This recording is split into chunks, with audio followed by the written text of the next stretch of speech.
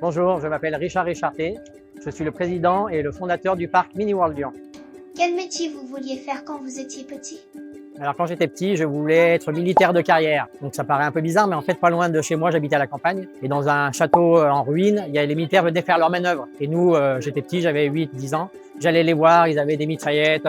Donc ils étaient assis, donc on allait les voir et ils nous donnaient des parties de leur nourriture et de leurs bonbons avec mes petits frères.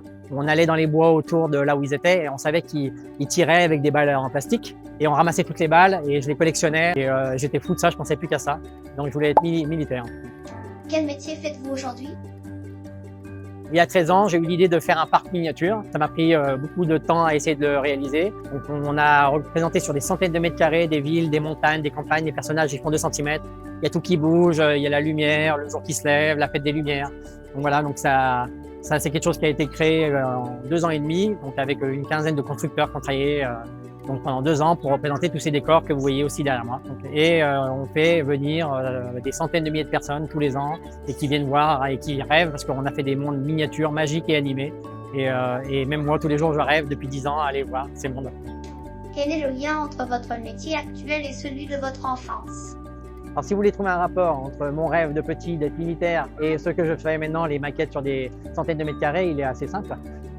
À force de voir ces militaires, je me suis mis à collectionner les petits personnages en plastique, donc quand j'avais 10 ans, et j'en ai acheté des centaines et des centaines.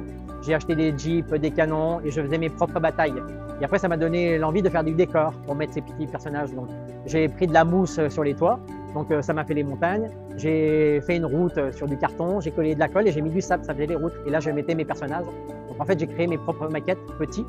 Donc après, la passion de la maquette m'a gardé. Quand j'étais un peu plus grand, je me suis mis à faire des avions en miniature et des bateaux en miniature, toujours militaires.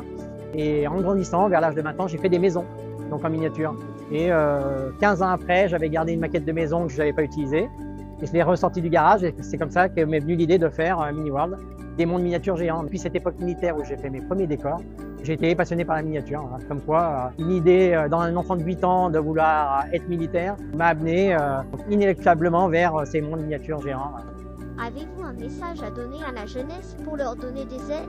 Si je devais donner un conseil aux jeunes maintenant, en partant de mon parcours, parce que moi à la base, je suis d'une famille de 17 enfants, donc on n'a jamais été très riches. Donc on a vécu avec ce qu'on a eu, j'étais tout le temps dehors à faire des cabanes, voilà, parce qu'on n'avait pas les moyens, on n'avait pas de jouets. Et en fait, j'ai toujours cru que j'étais capable d'arriver à faire quelque chose, même avec pas d'argent, rien. C'est juste voilà, avoir de la volonté, avoir beaucoup d'énergie.